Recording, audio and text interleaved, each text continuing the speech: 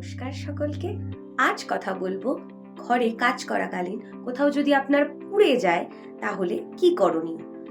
কোথাও পুড়ে গেলে কি করণীয় জানার আগে আমাদেরকে জানতে হবে যে আমরা কি করব না।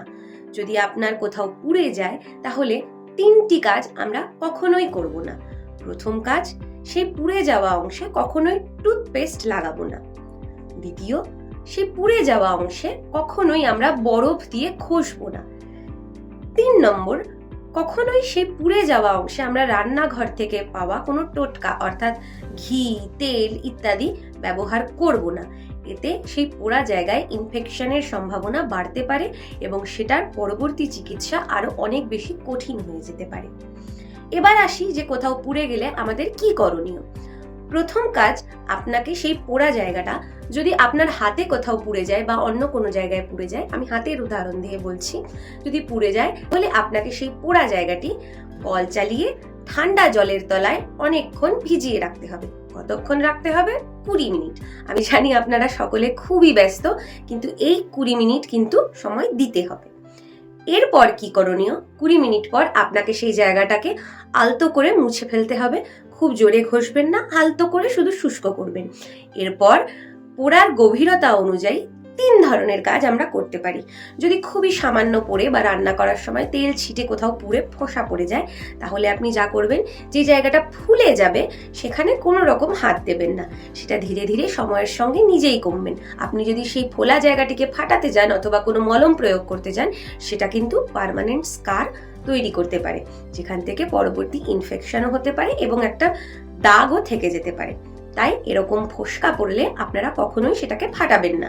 প্রথম কাজ এবার করণীয় হচ্ছে যে কোনো জায়গায় যদি ছোট মতো পুড়ে যায়, যার গভীরতাও কম হয় এবং যার পরিমাণও কম হয়, তাহলে আপনারা ধোয়ার পর, শুষ্ক করার পর সেখানে সামান্য পরিমাণ অ্যালোভেরা জেল লাগাতে পারেন। এতে সেই জায়গাটা শীতল থাকবে এবং আপনার কিছুটা নিরাময় হবে।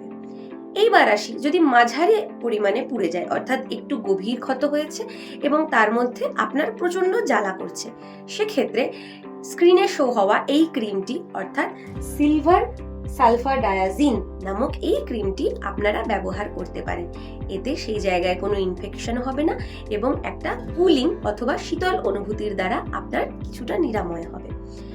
এরপর আসি, যদি খুব বেশি পরিমাণে পুড়ে যায়, আপনার হাত ছাড়া যদি পেট অথবা পিঠে অথবা অনেকটা কোনো জায়গা জুড়ে যদি অংশ পুড়ে যায়, সেক্ষেত্রে আপনার করণীয় হচ্ছে যে যার পুড়ে গেছে তাকে নিয়ে যত তাড়াতাড়ি সম্ভব কোনো চিকিৎসকের কাছে যাওয়া। কারণ এই ধরনের পুড়ে যাওয়ার ফলে অনেক ধরনের ইনফেকশন হতে পারে, অনেক ধরনের শক অর্থাৎ শরীরে তরলের পরিমাণ কমে যেতে পারে।